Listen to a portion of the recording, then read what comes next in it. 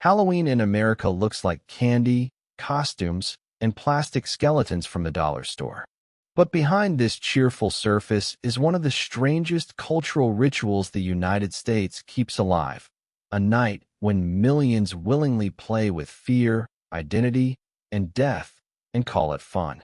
Ask yourself, why would an entire country dedicate October's final evening to welcoming the dark?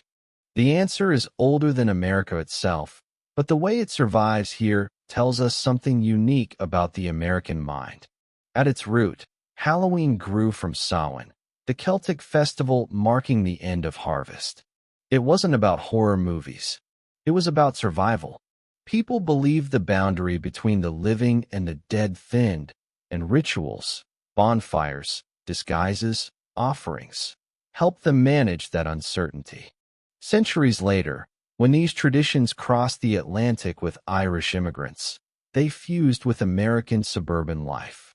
The result was something never seen before, a ritual that turned porches into stages, neighbors into participants, and fear into candy. Think about that transformation. A firelit hilltop in ancient Ireland became a suburban sidewalk in Ohio. A soul cake for the dead became a Snickers bar for kids. Yet the psychological purpose remained. Humans need a way to face the unknown without breaking. In America, Halloween became the rehearsal space. One night a year, you knock on the door of the dark, and the dark hands you chocolate. The lesson is subtle but powerful. The world can be frightening, but it can also reward you for facing it. This isn't just cultural trivia, it's a survival strategy. Psychologists call it exposure and safety. By dressing as monsters, people externalize their shadow selves, then neutralize them through play. By telling ghost stories, communities pass warnings disguised as entertainment. By walking through haunted houses, teenagers practice regulating their fear in a low-stakes environment. And by sending children to strangers' doors, parents, paradoxically, teach them trust in community under controlled conditions. It's a cultural paradox wrapped in sugar. Prepare for danger by pretending, together, that danger is safe. But Halloween in America is not only psychology. It's also about identity. Costumes here became a national language of reinvention. In a country obsessed with self-creation, this is the one night where transformation is not only allowed but encouraged. A quiet child becomes a superhero, a factory worker becomes a vampire lord, an anxious teenager becomes a pop star. For a few hours, you are not trapped in your given role. And that matters, because America itself is a project of reinvention, a country built on the idea that who you are today doesn't lock you into who you'll be tomorrow. So when you see kids in capes and adults in zombie makeup, don't dismiss it as silliness. It's a ritualized form of practice, practicing courage, practicing transformation, practicing community. That's why it survived religious attempts to suppress it, why it adapted into a billion-dollar industry, and why even people who claim not to celebrate often still buy the candy. You don't skip the rehearsal for fear. Now the cheerful surface of Halloween in America and asks the practical question underneath. How did a bonfire festival from old Europe become a porch-to-porch ritual with doorbells, plastic pumpkins, and a script every kid knows by heart? The short answer is migration, cities, and smart compromises. The longer answer is where it gets interesting, because every piece that looks silly on the outside carries a hard purpose on the inside. Start at the port. When Irish communities arrived in North America, they didn't just bring songs and recipes. They carried a calendar shaped by thresholds. The end of harvest was not just a date. It was a mental checkpoint where people acknowledged uncertainty, remembered the dead, and asked the living to tighten the circle. In crowded American cities, those impulses had to adapt. Bonfires on hilltops became gatherings in tenements, streets, and church basements. Disguises and visiting turned into house-to-house customs with a new social logic. The neighborhood, not the clan, would absorb the ritual. That single pivot explains most of what followed. Look at the door. In the old world, you could visit and expect to be received because kinship and village memory held the contract together. In the new world, a door needed a signal. The porch light became that signal.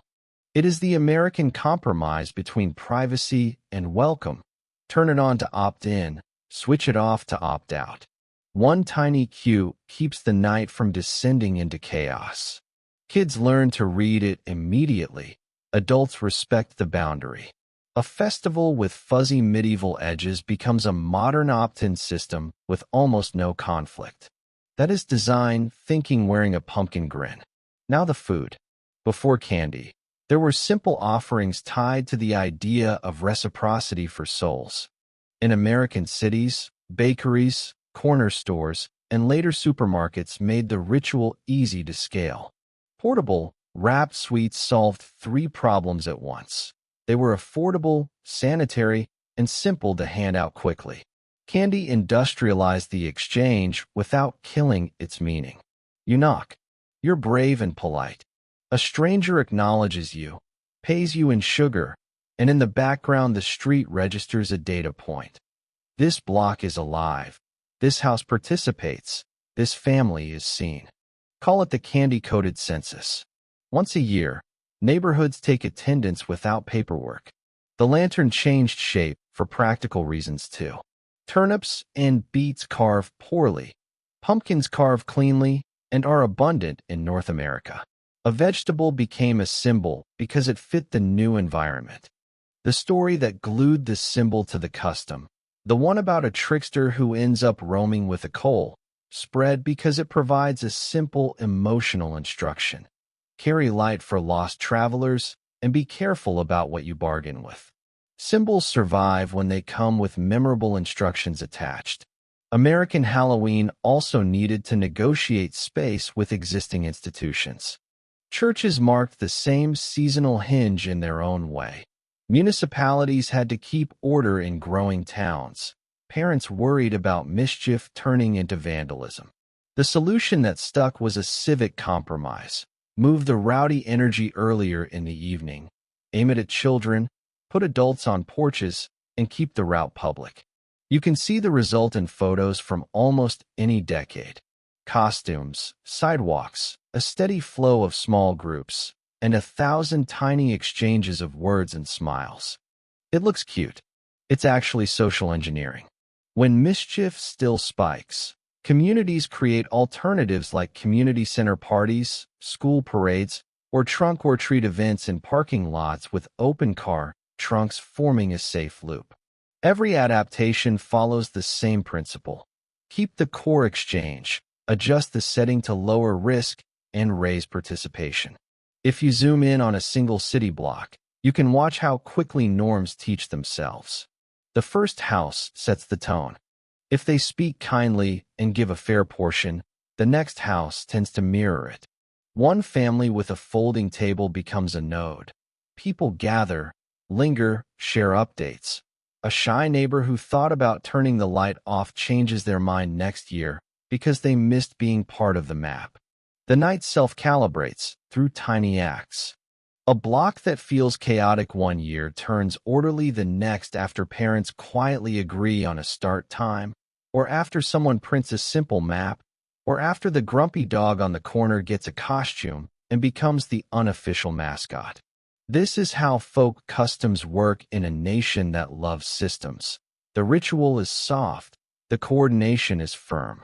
There is also a media layer that reinforced the new form. Newspapers once amplified moral panics about pranks. Later, television specials gave families a shared soundtrack and schedule. Cartoons about waiting for a mythical pumpkin visitor didn't invent the holiday, but they synchronized it. When a ritual has a common broadcast memory, it becomes easy to explain to new neighbors and to kids who are learning the script for the first time. You don't have to deliver a lecture. You just have to say, "We go after dinner. Watch for the porch light. Say the words. Take one piece. Say thanks." That is a civic liturgy, small and durable. Commercialization gets blamed for making everything shallow. But here it accidentally kept the folk engine running. Stores stocked costumes and candy because demand existed. Demand existed because the ritual saves parents time and gives kids something to look forward to with a clear start and finish. The market, for once, served the communal need by making participation cheap and predictable. Could Halloween survive without big box aisles crammed with orange and black? Absolutely. People would improvise, as they do every year with thrifted outfits, homemade decorations, and last-minute pillowcases. But in a busy country, quick access to supplies is part of the reason the circle stays large. The trick is not to let purchases replace the point. The point is the door, the knock, the space between two strangers bridged with a smile and a small gift.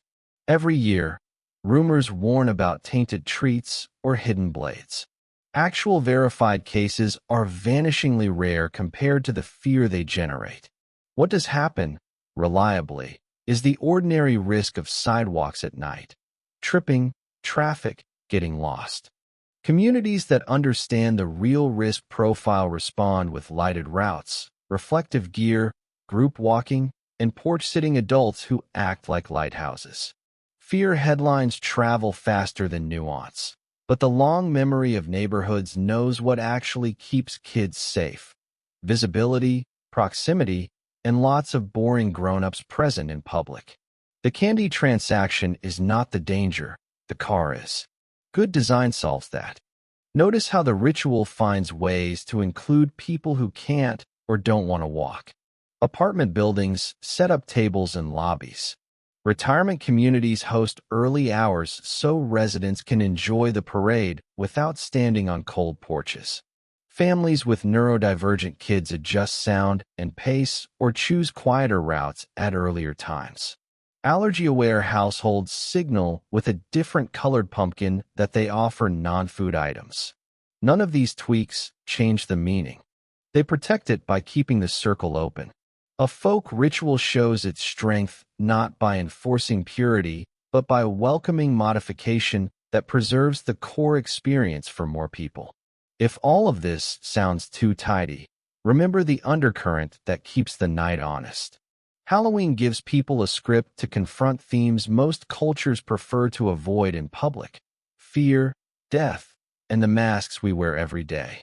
America found a way to talk about those things without speeches. You dress as the thing you find powerful or ridiculous. You meet the opposite on a sidewalk. You both laugh. The laughter is not denial. It is a pressure release. It makes room for a quieter kind of remembrance. Many households light a candle by a photo or speak a name at the dinner table before heading out. Others don't name it at all, but the feeling still threads the night. The ritual does not ask for uniform belief.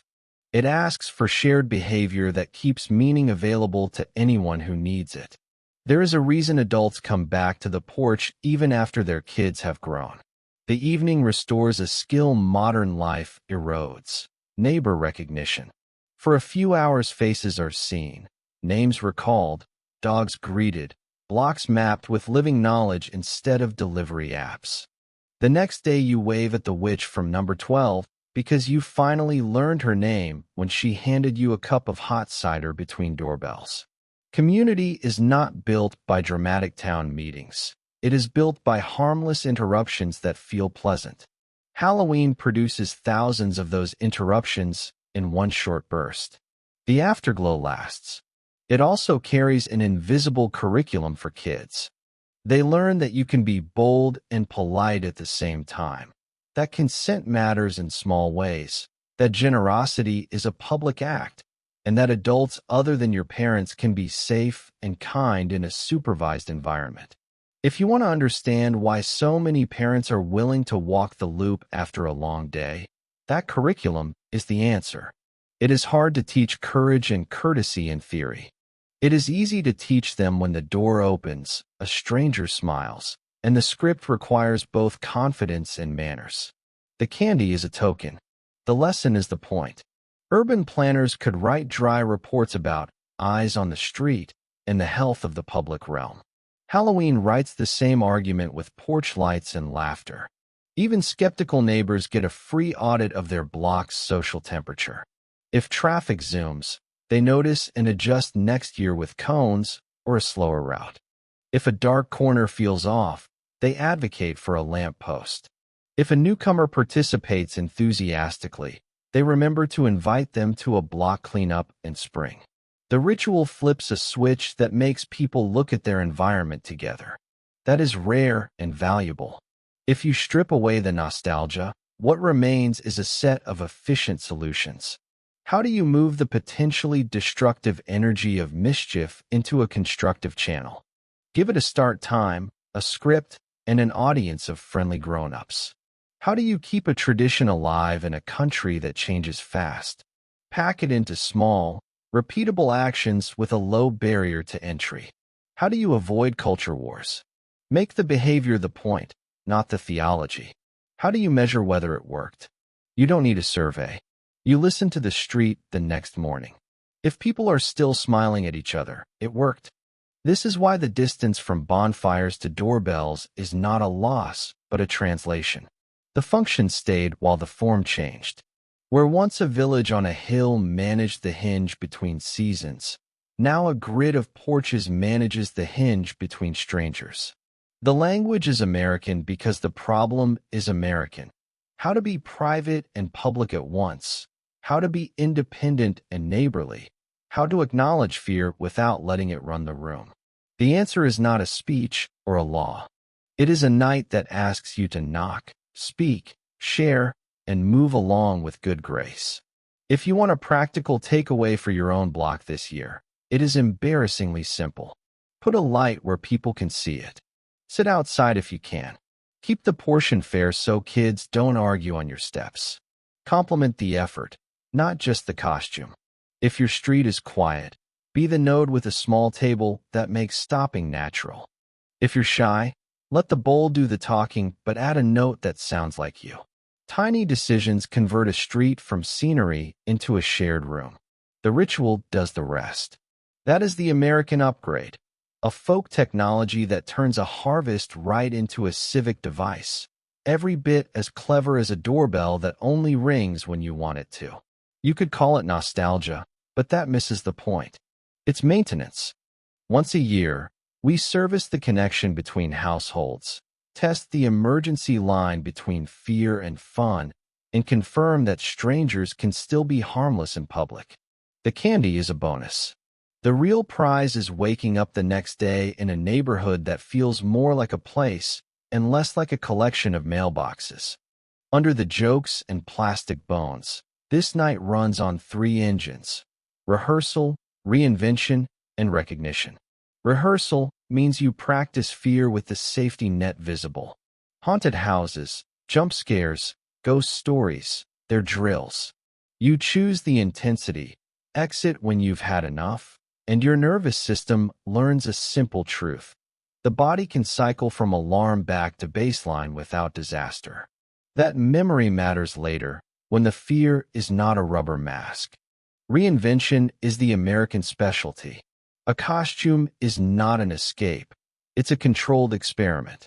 You try on a trait you suspect you might need: courage, irony, leadership, pure silliness, and you field test it in public with training wheels. The best costumes aren't expensive, they're specific. A paper badge and a ridiculous mustache can carry more confidence than a head-to-toe retail outfit because the wearer has a point, not just a purchase. The win is microscopic but real. Tomorrow, a fragment of that trait remains. Recognition is what the porches do. A lit porch is a public opt-in. It converts a private household into a tiny civic booth where strangers exchange a sentence and leave happier than they arrived. Neighborhoods rarely get formal chances to practice recognition without the awkwardness of small talk. This night forces thousands of micro-acknowledgments that reset a block's social temperature. The next day, faces aren't anonymous. They are the vampire with the polite kid, the house with the funny sign, the neighbor who remembered my dog's name. That's not sentimentality, it's infrastructure. Ignore the myth that the whole thing is hollow because it's commercial.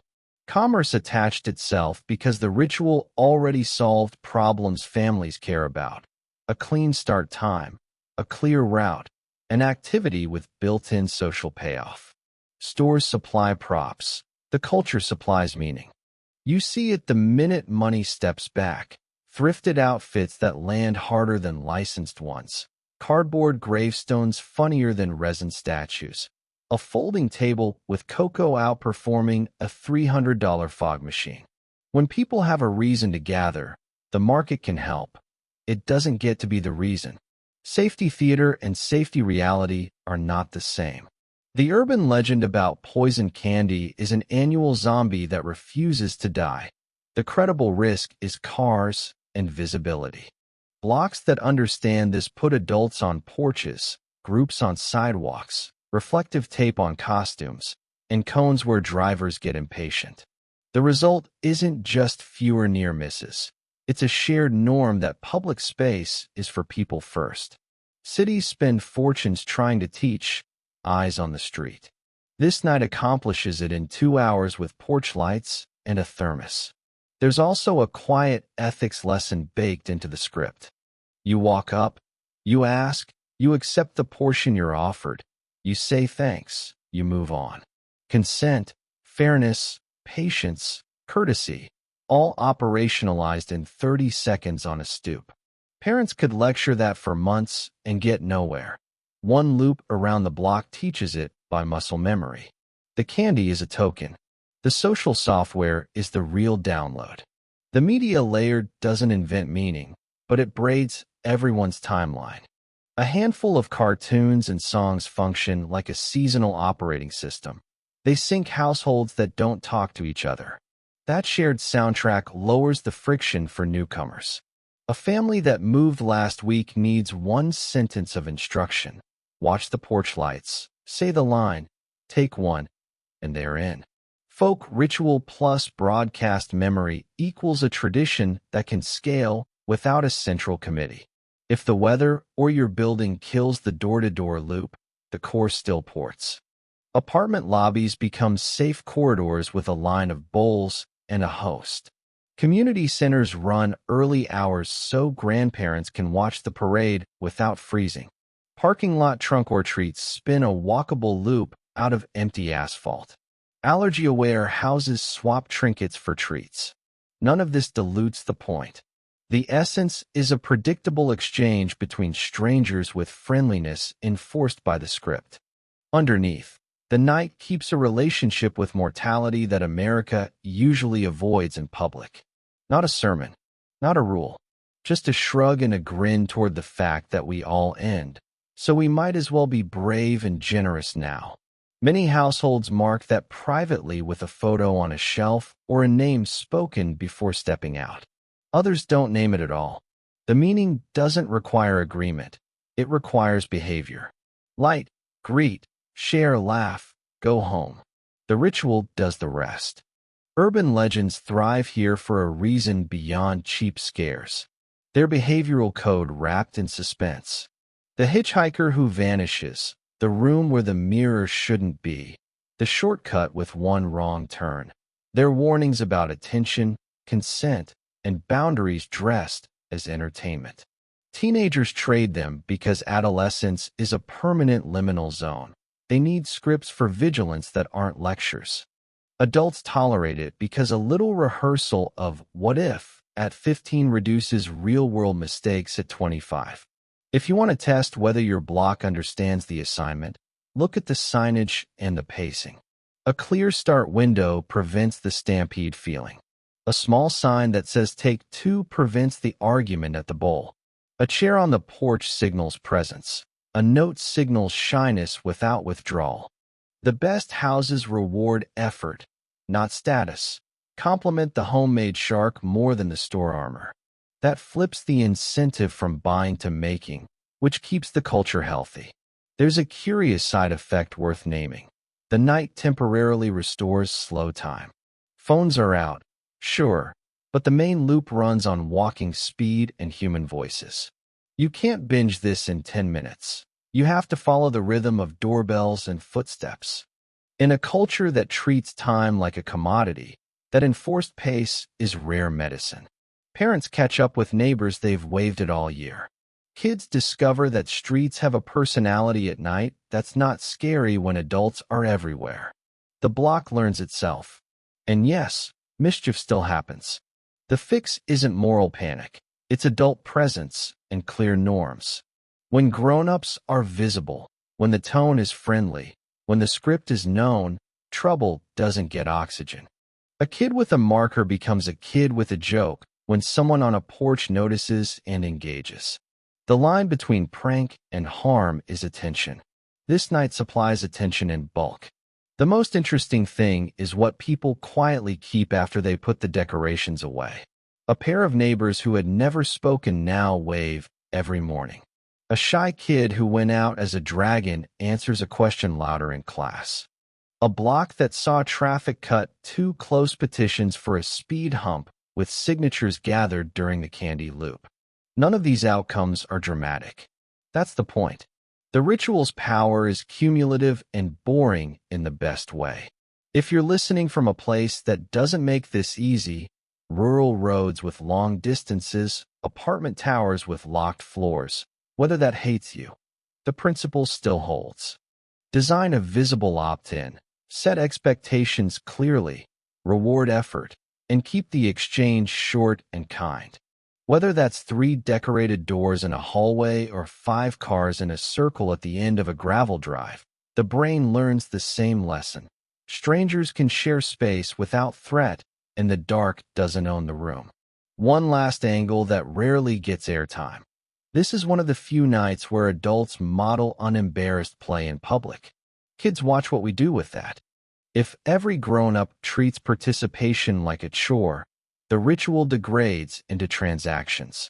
If even a quarter lean in, a simple hat, a joke at the door, a sincere compliment for a wobbly cardboard robot, the signal to the next generation is loud. It's acceptable to be visibly kind in public. That's culture maintenance, not decoration. You can explain the whole holiday with one sentence that sounds like a paradox and functions like a blueprint. Welcome the unknown, but set the terms. The porch light is the terms. The knock is the welcome. The laugh is the release. The lesson is the souvenir. Let's strip it to what this night actually trains, how it scales, and why it keeps winning even as everything else fragments. Start with the hidden curriculum kids absorb in 30 seconds on a stoop. Approach, request, accept, thank, leave. That micro-sequence encodes consent, boundaries, patience, and reciprocity better than any lecture. Parents don't have to explain "don't push" or "don't grab." The social script and the line behind you enforce it. The candy isn't the prize, social fluency is. You can hear it click by the 3rd door. Voices get clearer, eye contact longer, manners automatic. That's a competence upgrade disguised as a sugar run. Move to fear management. Haunted houses are not random jump scares. Good ones follow a beat pattern that teaches anticipation control. A corridor compresses space to raise alertness. A misdirection resets attention. A quick reveal spikes adrenaline. And a relief exit proves you can return to baseline. Teenagers come out grinning because they just rehearsed a real-world skill. I can be scared and still self-regulate. You don't get that memory from a screen. You get it from your feet and lungs. That body-level lesson is why the line for the haunted garage keeps forming even when everyone knows the actor behind the curtain is your neighbor's cousin. Now the neighborhood layer. A lit porch is a soft promise. Someone is watching the street. Multiply that by 10 and the whole block's risk profile changes for a couple of hours. Drivers slow down, loitering drops, faces unblur. Urbanists have paid consultants to say, eyes on the street. Halloween achieves it with thermoses and folding chairs. The next day, the benefits persist. Casual waves, faster help when someone needs a jump start, a baseline of recognition that makes later coordination, yard sales, petitions, emergency alerts, frictionless. The ritual generates civic collateral. About safety myths, the scary story about poison candy gets airtime every year. The real hazard is cars and darkness. Effective blocks treat safety like lighting design. Reflective tape on kids, porch clusters that keep groups visible, cones or chalk lines to slow traffic, agreed start/stop windows to avoid desperation laps. It's boring, and that's the point. Boredom is the signature of effective safety. If the night felt uneventful and friendly, you did it right. On commercialization, yes, stores make money. No, that's not the engine. The engine is low-barrier participation. Households with zero budget still land a strong signal with a handwritten note on a bowl and one joke. The best compliments on a route are about effort, not expense. The cardboard shark helmet wins more hearts than the deluxe latex mask because it broadcasts agency, not credit limit. If you want the ritual healthy in 10 years, compliment craft and humor more than purchases. That simple cultural nudge rewires incentives. Inclusion isn't a side quest, it's proof the ritual is alive. Apartment buildings can flip lobbies into safe corridors with back-to-back tables and a host at each end. Cul-de-sacs can stage a mini loop for toddlers before dark. Allergy-aware houses swap trinkets for treats and signal it without fanfare. Families with sensory-sensitive kids run early routes where sound is low and crowds thin. None of that changes the meaning. It preserves it by widening the circle. Folk customs survive by being modifiable without losing the core exchange. Ghost stories deserve a defense because they do work. The best ones are behavioral code in suspense form. Don't follow shortcuts you don't know at night. Becomes a tale about a path that only appears once. Don't ignore your gut around mirrors and strangers. Becomes a bathroom mirror dare everyone knows not to complete. Teenagers trade these stories because they're learning boundary reading. The tales let them practice social caution without being lectured. Adults roll their eyes, then leave the porch light on a little longer. That's the deal. If your area has drifted away from all this and you want it back, the reboot toolbox is small and effective. One family sets a clear start window on a hand-lettered sign. One folding table becomes the unofficial hub with cocoa and a trash bag. One house posts a take two note to de-stress the shy kids. One neighbor dresses the dog. The first year feels thin. The second year gets momentum. The third year becomes normal again. Rituals don't return all at once. They accrete. Think in seasons, not nights. There's also a reason adults keep participating after their kids age out. The night lets grown-ups model unembarrassed play in public. That is rarer than it should be. A silly hat on a serious person communicates permission to enjoy people without irony. Kids watch that. So do other adults. You're not transmitting fashion. You're transmitting a civic norm. Kindness can be visible. If even a quarter of households lean in, the tone tips from transaction to shared joke. That's the threshold where community starts to feel like a place instead of a collection of doors. Consider the psychology of masks beyond childhood. Costumes are prototypes. People test versions of themselves they haven't shipped into real life. The shy person tries boldness. The leader tries silence. The rule follower tries mischief with guardrails. When the night ends, a sliver of that experiment remains. Tomorrow's boundary at work shifts by a notch. Tomorrow's conversation with a neighbor starts a beat sooner.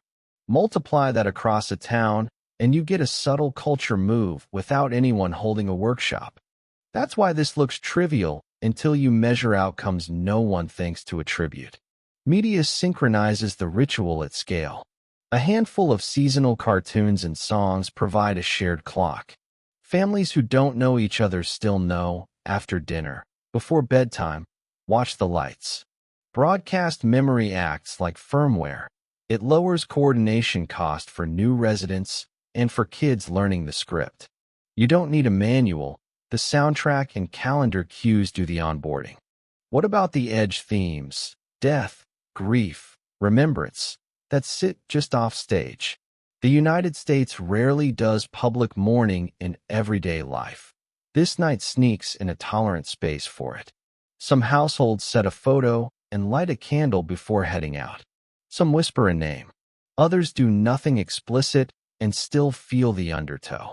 You don't have to believe the veil thins to benefit from the reminder that we're temporary and should be brave and generous now. That quiet undertone prevents the ritual from floating off into pure novelty. It gives the laughter gravity. If you measure all of this as a piece of culture tech, it's elegant. Problem: strangers don't interact enough to maintain trust. Solution: orchestrate thousands of fast, positive micro-exchanges with a script. Problem: kids need real-world fear practice without harm. Solution: opt-in thrills with exits and adult oversight. Problem: adults forget how to play in public. Solution: one night where play is the norm and kindness has a costume. Problem: neighborhoods don't know their own map. Solution: a walking audit disguised as fun. The ritual patches multiple social bugs with one interface: a porch, a knock, a joke, a gift, goodbye. There's a maintenance plan hidden in plain sight. If you want the night to keep working, keep the rules simple and visible. Light signals opt-in. Notes set portions. Presence prevents trouble. Compliment ingenuity. Take your turn even when you're tired. Avoid turning it into a moral referendum or a lifestyle contest. Rituals rot when they become status games. They thrive when they remain cheap, repeatable, and slightly goofy. The most persuasive argument for the holiday is what lingers the morning after. Not the wrappers, the habits. People who looked one another in the eye last night look again at noon. A kid who asked clearly at a door asks clearly in class. A street that noticed a dark corner last night emails the city for a lamp. A neighbor you barely knew now has a name and a dog with a cape. These are micro effects. But culture is mostly micro-effects stitched together. If a single evening tightens 10 of those stitches on your block, that's a win. And if you're listening from a place where the classic walk isn't possible, don't abandon the function because the form won't fit. Steal the interface. Visible opt-in, brief friendly exchange, light humor, tiny gift, move along. 3 decorated doors in an apartment hallway can produce the same lessons as 30 houses on a loop. 5 cars in a circle at the end of a rural road can do it too. The point isn't quantity, it's repetition. Humans learn by doing, not by being told. That's the whole trick. Set the terms, welcome the unknown, rehearse the response, keep the exchange kind, and let small wins accumulate.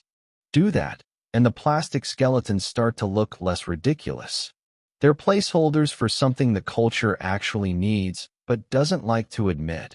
Practice loving the place you live, including the parts of it that make noise or shadows. Halloween gets accused of being hollow because stores line up aisles of orange plastic the second the school year starts. That critique misses what is actually happening. The marketplace didn't invent this night. It attached itself to a ritual that already solved a set of real, repeatable problems for families and neighborhoods.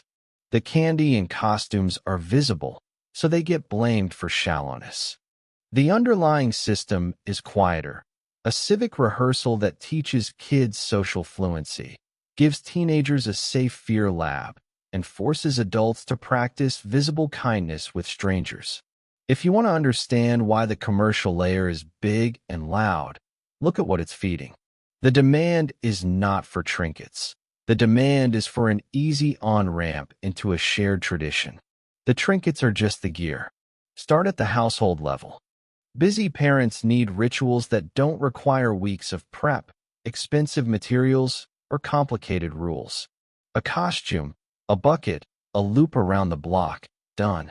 Stores lower the friction by bundling props and decor, but the meaning arrives only when a door opens and a tiny exchange happens between 2 people who didn't plan to meet that morning. That transaction looks like candy, but it's actually recognition and permission. Households that dislike shopping prove the point every year by running the whole night with a handwritten note, a porch light, and whatever treats they had the energy to buy. It still works. Commerce scales participation, it doesn't create the core. At the neighborhood level, the market works like a supply chain for cooperation. A few houses commit early with pumpkins and lights. That visual signal pulls more neighbors in. Before long, one block decides to stage chairs outside, another sets out a folding table with cocoa, and a third prints a simple map with suggested start and stop windows. None of that requires brand loyalty.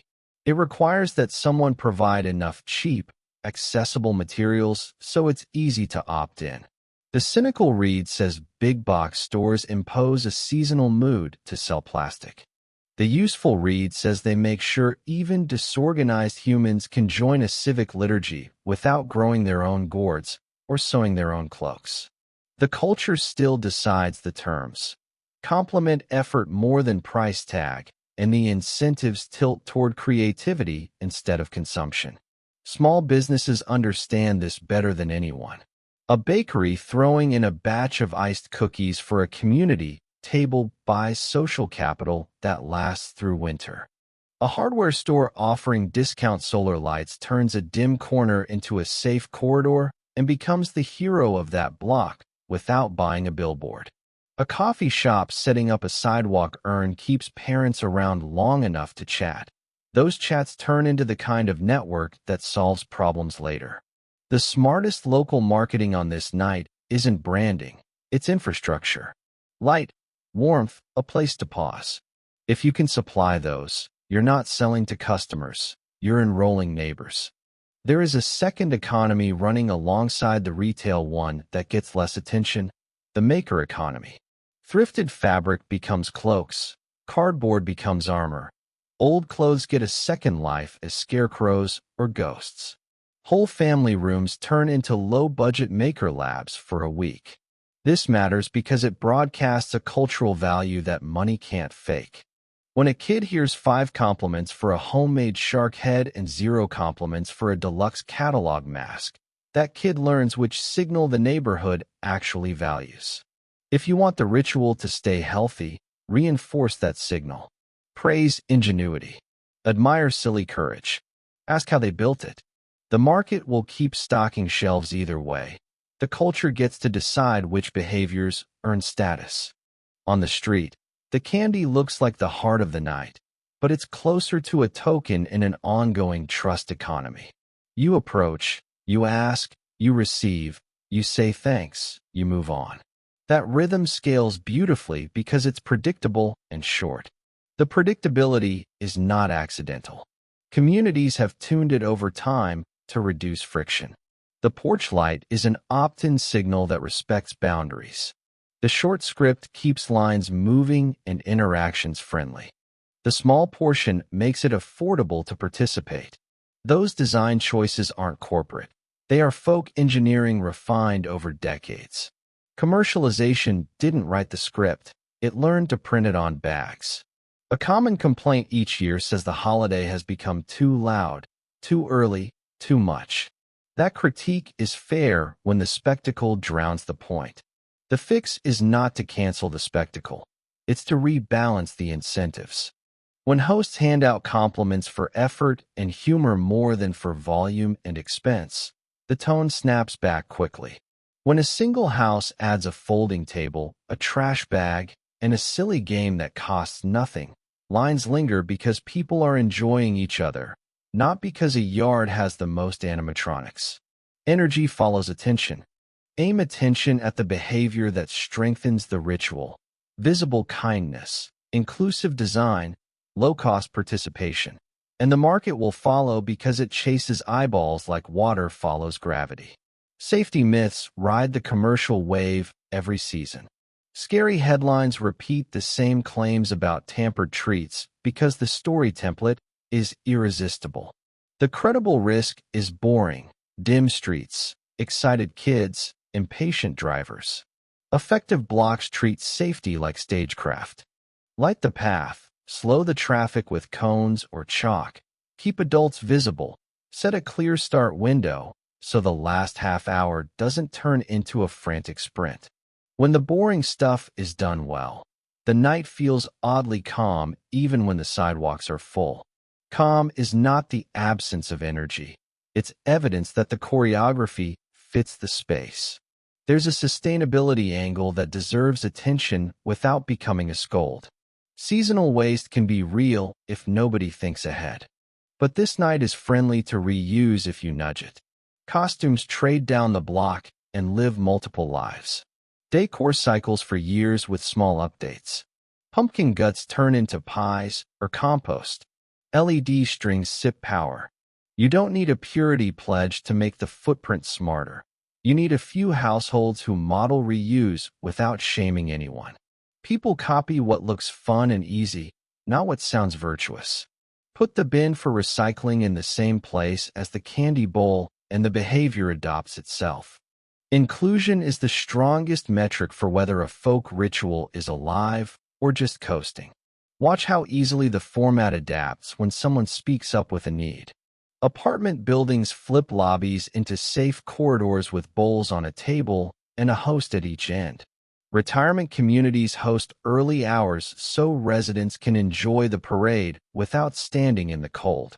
Families with sensory-sensitive kids choose quieter routes and earlier times. Neighbors who know that lower the sound on their porch and switch strobe lights to a steady glow. Allergy-aware homes offer small trinkets and signal it with a colored pumpkin or a sign. None of these tweaks dilute the ritual. They keep the circle wide. A living tradition doesn't protect its essence by freezing its form. It protects its essence by staying easy to join. The night also generates data the culture rarely names out loud. A quick look from the porch tells you whether your block is aging, whether there are new families, whether a house needs a check-in. You hear which corners feel unsafe and which routes parents avoid. You learn who organizes and who drifts. That soft intelligence is priceless the rest of the year when a storm drops a tree or the power goes out. Cities spend money on community engagement campaigns trying to build the same map. This evening hands you a version for free if you're paying attention. Media companies orbit the ritual because rituals make scheduling easy. Seasonal programming shapes expectations. After dinner, before bedtime, watch for porch lights. That synchronization lowers the coordination cost for newcomers. A family that just moved in doesn't need the town charter. They need 3 sentences from a neighbor and a sense of the shared soundtrack. Done. The media layer is irritating when it tries to dictate taste. It's useful when it simply reminds people of the time window and the tone. Tone is everything. If marketing leans into menace and cruelty, the street reflects that, and you get a worse night. If marketing leans into playful bravery and neighborliness, the street lifts with it. Culture is porous. Feed it carefully. Not every street has classic conditions. Rural roads stretch too far. Gated buildings complicate access. Weather refuses to cooperate. The principle still ports. Visible opt-in, brief friendly exchange. A token that says you were seen, move along. 3 decorated doors in an apartment hallway produce the same learning as 30 houses on a loop. 5 cars in a circle at the end of a gravel drive can do it with trunks open and camp chairs between. The form isn't sacred. The interface is. People crave a reason to be pleasantly interrupted by their neighbors. Give them that, and they take care of the rest. There's a quiet reason adults keep showing up even when their kids age out. This night gives grown-ups a socially acceptable way to model public play without irony. That's not trivial. When a serious person wears a ridiculous hat and treats strangers kindly on purpose, the signal carries further than any campaign. You are demonstrating that it's acceptable to be visibly warm in public. Kids remember, other adults relax. If even a quarter of households lean in, the night flips from a series of transactions to a shared joke. Shared jokes are glue. They turn a block from a grid of mailboxes into a place. Urban planners could write this as a policy brief about the public realm, but the street already understands the deliverables.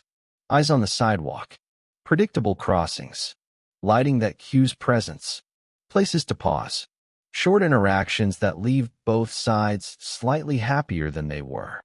This night stress tests all of that in a dense burst. The failures show up fast and fix fast. A dark corner gets a solar lantern next year. A fast street gets cones, or a volunteer in a reflective vest. A house that overwhelmed kids with a loud display dials it back after a neighbor says, kindly, that it was too much. Governance is just a fancy word for conversations that adjust behavior. Porches do governance with candy. Ghost stories and urban legends look like the least serious part, but they carry code. They teach teenagers how to read attention, consent, and boundaries without preaching. The story about a path that shouldn't be taken is a warning about shortcuts at night. The dare involving mirrors is a boundary test dressed as a thrill. Adults tolerate these tales because they remember needing scripts for unease. Years later, that same brain that practiced being cautious during a fake scare moves slower through a real parking lot when something feels off. You can't draw a straight line from story to saved outcome, but the culture treats the rehearsal as worth the time. If a community wants to reboot after a lull, the playbook is boring and effective. One house sets a start window so the night doesn't stretch into a free-for-all. One or two porches commit to sitting outside and greeting everyone. Someone adds a hub table with a thermos and a trash bag. Another prints a one-page route map for newcomers and tapes it to a lamp post. The first year feels thin. The second year gets momentum. By the third, it feels like it never left. Rituals don't return by decree. They accrete around visible effort.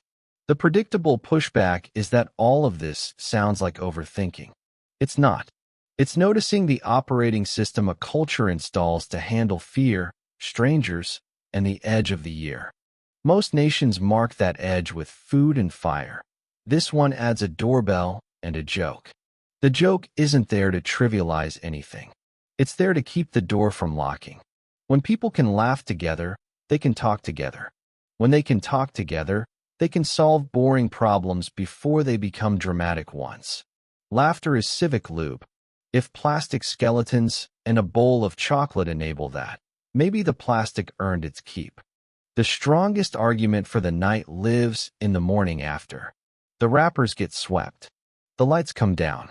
What remains is an updated mental map of who lives where, who smiles how, which routes feel safe, which faces belong to which dogs, and which homes you can ask for help if your car won't start. A shy kid who negotiated a porch successfully asks a teacher a clear question. A teen who practiced regulating fear in a garage handles a stressful conversation with less flailing. A parent who chatted with a neighbor finally has a name to text when a package goes missing. None of these are dramatic. That's exactly why they matter. Culture change is mostly small adjustments stacked until they feel like common sense. If you strip away the noise, you land on a simple blueprint. Make it easy to opt in. Keep the exchange short and kind. Reward effort and humor. Center safety that is boring and effective. Invite modification so more people can join. Let the market provide props without letting it write the meaning. Then run the loop once a year and let the wins accumulate. The result is a community that remembers itself on purpose. The candy is sweet, sure. The real sugar is the habit of seeing each other.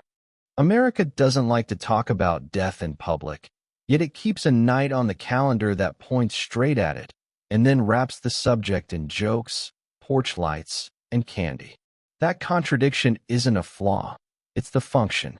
The culture needs a space to acknowledge endings without sermons or speeches, so it builds a secular ritual that anyone can join with a simple script. Light a small flame, open a door, speak to strangers kindly, go home a little braver.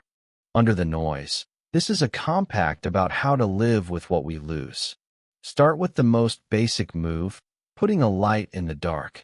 A candle in a window, a jack-o'-lantern on a step, a string of LEDs across a porch. It looks decorative. It's actually a survival protocol. Humans handle fear better when they can control even one variable in the environment. The flame is that variable. You can't change the season or stop time, but you can decide that your threshold is visible and welcoming. The message to the street is practical. Someone's awake, someone's watching, someone chose to participate. The quiet subtext is for the people inside the house. We face endings by adding small beginnings. The second move is naming, whether you do it out loud or not. Some households set a photo near the entry and say a name before the first knock. Others keep it private. It doesn't matter. The act is the point. You anchor the night to memory so it doesn't drift into empty spectacle. When kids ask why the picture is there, the answer is simple and unsentimental, because we remember people we love. No lectures about doctrine, no debate about the afterlife. Just a statement of values that fits on a sticky note. That is how secular ritual stays sturdy. Clear actions, light explanations. Notice how the night dodges culture wars by keeping behavior at the center and belief optional. You don't have to agree on metaphysics to hand a fun-sized bar to a neighbor's kid and say nice costume.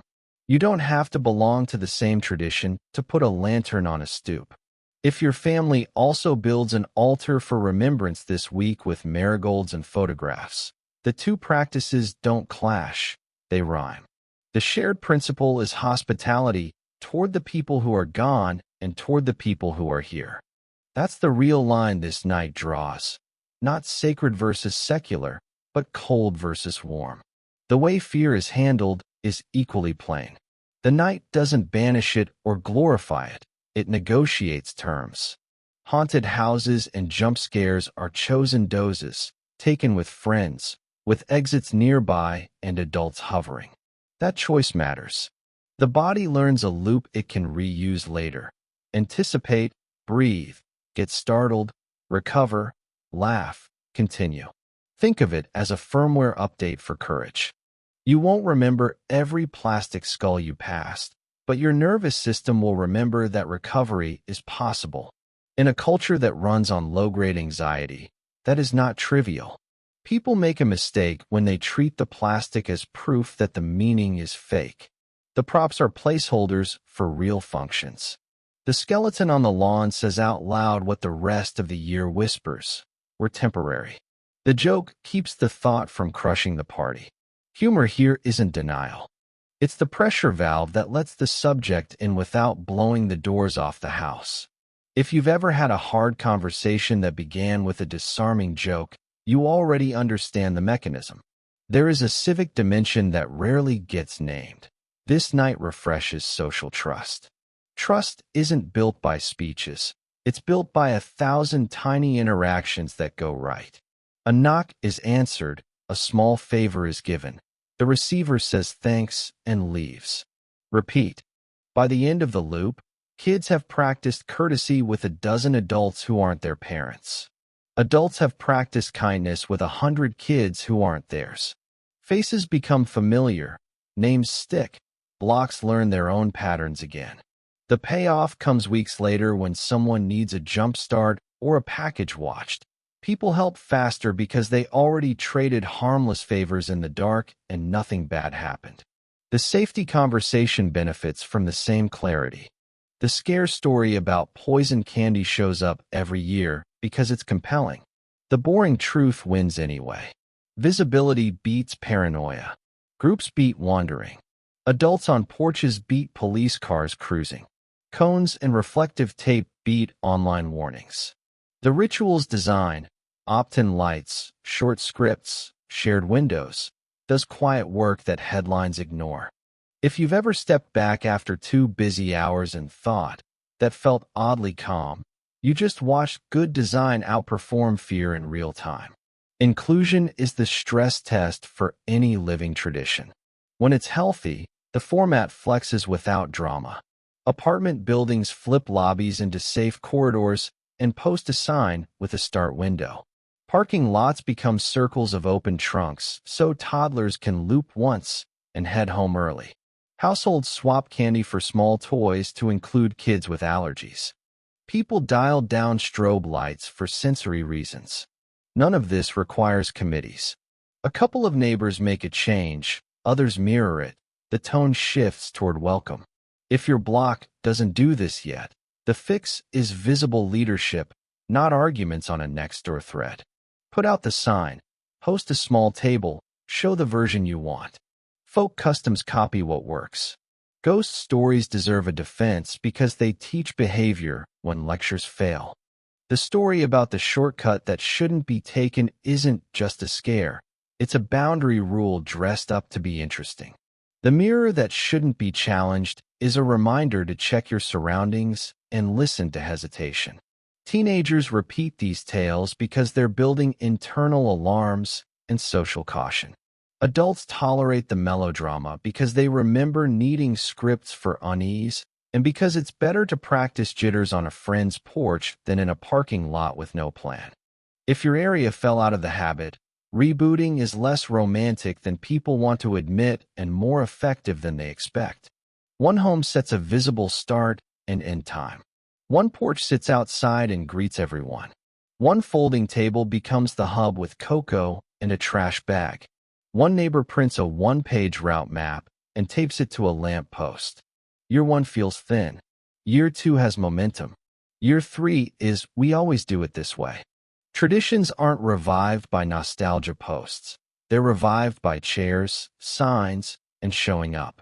There's an environmental concern worth addressing without turning the night into a guilt lecture. Waste happens when convenience runs the script. Reuse cuts it down fast. Costumes migrate down the block and across years. Decorations get incremental upgrades rather than annual replacement. Pumpkin scraps become food or compost. LED strings replace old bulbs. You don't need posters to make this normal. You need a couple of houses that model reuse with obvious joy and zero shaming. People copy what looks fun and easy. If the best compliments go to the clever cardboard robot instead of the expensive latex monster, the signal is loud enough to move behavior without a single rule. Adults keep participating even after their kids age out because the night gives them a role they don't get anywhere else. Visible, cheerful host. That's not small. In most public spaces, warmth reads as risky or uncool. Here it's the default. A serious person wearing a stupid hat and handing out candy is a civic message. Kindness is allowed in public. Children read that. Teenagers read it even if they roll their eyes. Other adults relax because someone went first.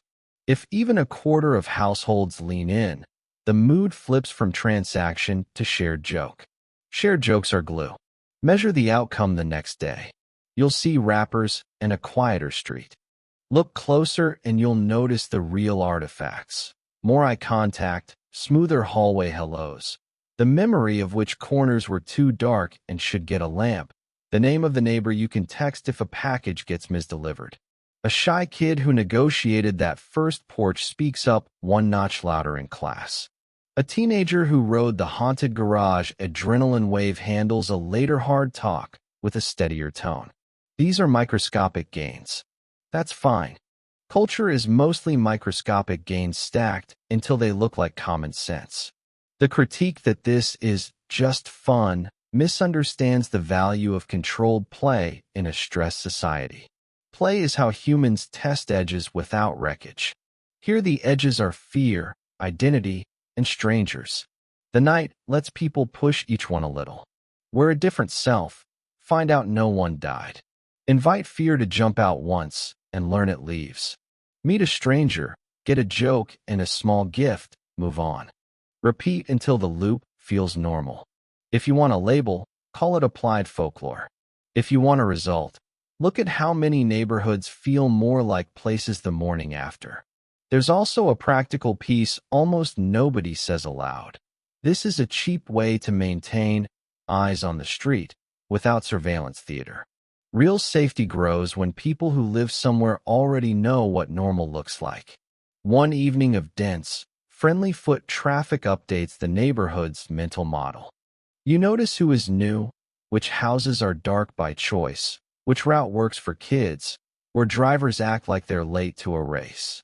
Next week, when something looks off, your brain catches it faster because it just did a 3D scan with the volume up. That's not paranoia. That's the maintenance of local knowledge. If the question behind all of this is, what are we actually doing here? The answer is embarrassingly simple.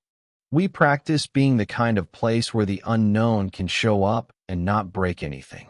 We set terms. This light means yes. This bowl means take two. This tone means play nice.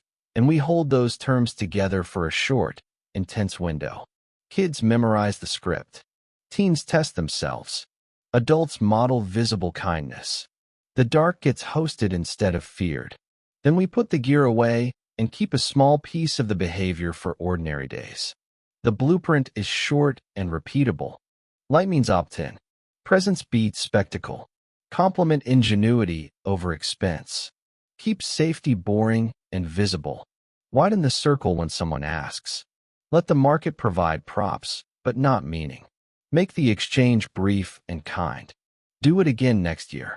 If the form has to change, lobby tables instead of porches, car trunks instead of stoops, the function doesn't have to. The function is the point. Call it a holiday if you want.